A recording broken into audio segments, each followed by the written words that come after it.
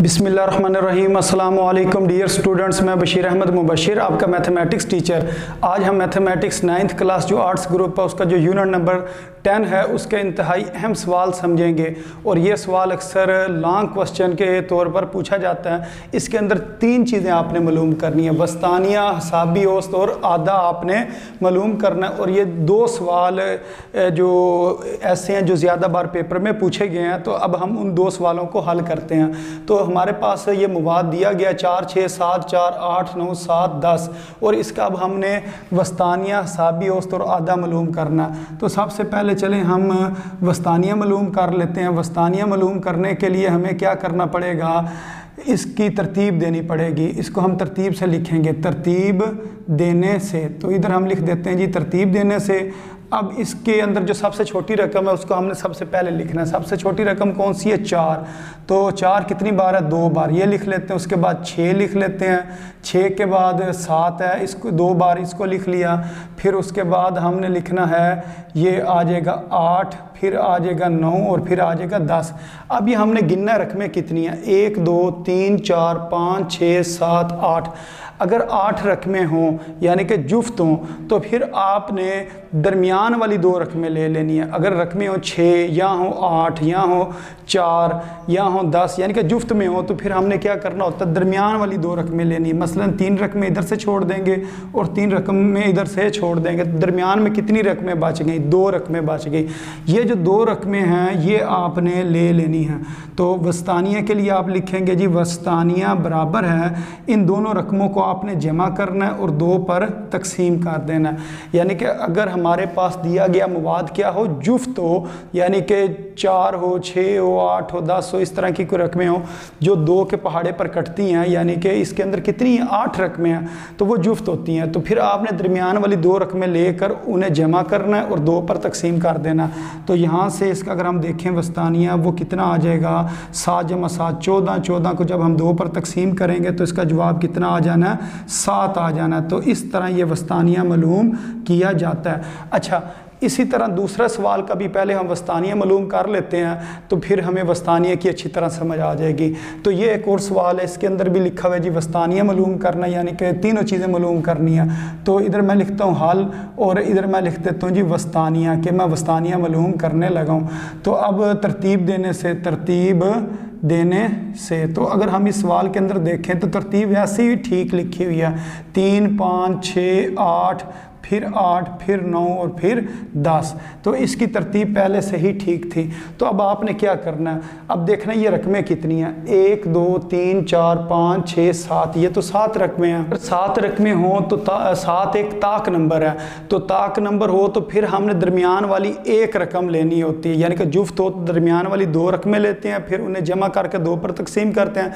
लेकिन अगर ये रकमें क्या हों, ताक हों, जिसे इंग्लिश में कहते हैं ऑड, ODD ऑड, तो फिर हम क्या करते हैं, दरमियान वाली 1 रकम लेते हैं। मसलन इधर से 3 रकमें मैं छोड़ दूंगा और 3 रकमें इधर से छोड़ दूंगा, इधर 1 ही रकम बचेगी, वही हमारा वस्तानिया होगा।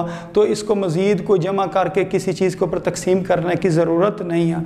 तो अगर तो रकमें हों ताक, तो फिर ये वस्तानिया निकालना बहुत आसान होता है, एक स्टेप में ही हम इसका जवाब लिख सकते हैं। यानी कि हम लिखेंगे वस्तानिया वो बराबर आ जाएगा किसके, 8 के बराबर आ जाएगा।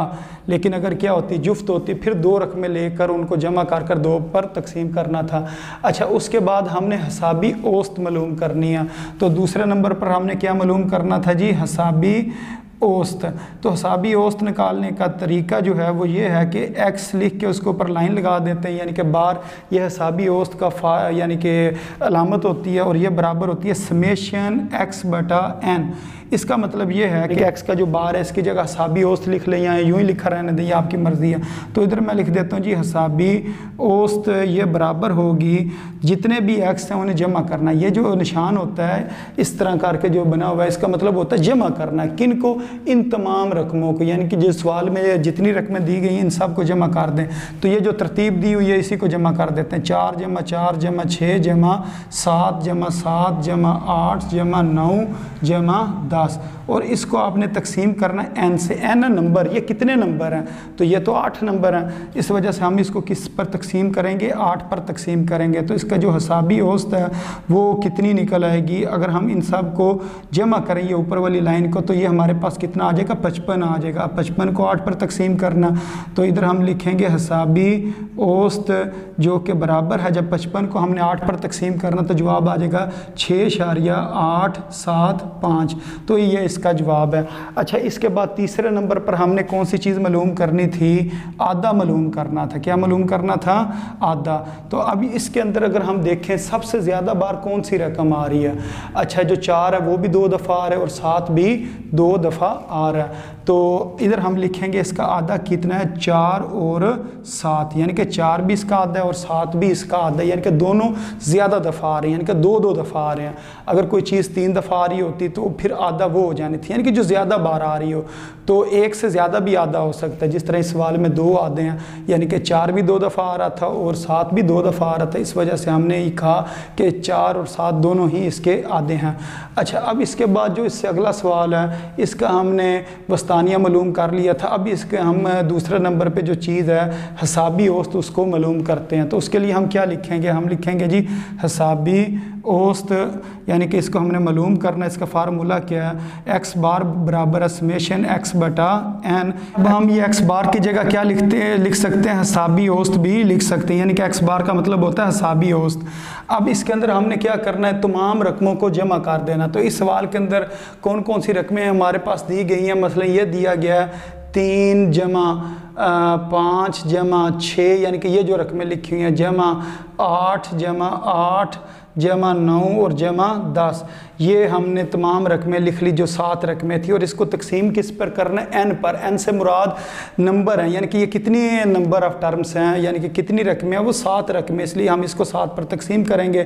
تو ادھر ہم لکھ دیں گے جی حسابی اوسط. حسابی اوسط اس سائڈ پر ہم نے لکھ دیا. اب اوپر والی تمام رقموں کو ہم نے جمع کرنا. جب ان تمام رقموں کو جمع کریں گے تو اس کا جواب آ جائے گا 49. 49 کو جب ہم نے 7 پر تقسیم کرنا تو جواب کتنا آ جانا ہے؟ 7. تو 7 ہی اس کا کیا ہے جی؟ حسابی اوسط ہے. تو اس سائڈ پر ہم کیا لکھ دیں گے؟ یہ اس کی کیا نکل آئی جی؟ حسابی اوسط نکل آئی. اس کے بعد جو سب سے آخر میں ہم نے چیز معلوم کرنی ہے وہ کون سی ہے جی؟ آدھا معلوم کرنا. تو ادھر میں لکھ دیتا ہوں جی تیسرے نمبر پر اب ہم کیا معلوم کرنے لگے ہیں؟ آدھا. تو آدھا کیا ہوتا ہے؟ جو زیادہ بار رقم آ رہی. تو اس کے اندر اگر ہم دیکھیں سب سے زیادہ بار کون سی رقم آ رہی؟ 8 آ رہی ہے. تو اس کا مطلب یہ ہے کہ جو آدھا ہے وہ کس کے برابر آ گیا جی؟ 8 کے برابر آ گیا. تو یہ سوال جو ہے یہ لانگ کوسچن میں پوچھ لیتے ہیں. 3 چیزیں آپ نے نکالنی ہوتی ہیں. ایک آپ نے وسطانیہ بھی نکالنا ہے، حسابی اوسط بھی نکالنی ہے اور آدھا بھی نکالنا ہے. اسی طرح اس سوال کے اندر بھی 3 چیزیں آپ نے معلوم کرنی ہیں، وسطانیہ، حسابی اوسط اور آدھا. تو یہ امید ہے آپ کو ان سوالوں کی سمجھ آ گئی ہوگی. یہ انتہائی آسان سوال ہیں. اگر تو سوال ہوگا وسطانیہ والا تو آپ نے رقمیں گن لینی ہیں. اگر تو رقمیں ہوں گی جفت تو پھر آپ نے پہلے ان کی ترتیب ٹھیک طرح لکھنی ہے، یعنی کہ چھوٹے سے بڑے کی طرف آپ لکھ لیں. پھر درمیان والی 2 رقموں کو جمع کر کے 2 پر تقسیم کرنا. اور اگر آپ کے پاس جس طرح اس سوال کے اندر رقمیں ہوں گی طاق تو پھر آپ نے کیا کرنا ہے؟ ترتیب دینی ہے. اور جو درمیان والی رقم ہوگی وہی اس کا وسطانیہ ہوگی. اور اس کے بعد حسابی اوسط میں کیا کرنا؟ تمام رقموں کو جمع کرنا اور جتنی رقمیں ہوں گی اس کے اوپر آپ نے تقسیم کر دیں. اگر 7 رقمیں ہیں تو 7 پر تقسیم کر دینا. جیسا کہ اس سوال میں 8 رقمیں تھی تو آپ نے 8 پر تقسیم کر دینا. اور آدھا کے اندر آپ نے کیا کرنا؟ جو رقم سب سے زیادہ بار آ رہی ہوگی وہی آدھا ہوگی، بے شک وہ 1 رقم ہو یا 2 رقم ہو. اس سوال میں صرف 1 رقم تھی جو زیادہ بار آ رہی تھی، لیکن اس سوال میں ایسی 2 رقمیں تھی جو زیادہ بار آ رہی تھی، یعنی کہ 2 دفعہ آ رہی تھی، 4 اور 7. اس وجہ سے اس کا آدھا کیا ہوا؟ 4 اور 7. تو امید ہے آپ کو ان سوالوں کی سمجھ آ گئی ہوگی. تو اپنی دعاؤں میں یاد رکھیں. السلام علیکم ورحمۃ اللہ وبرکاتہ.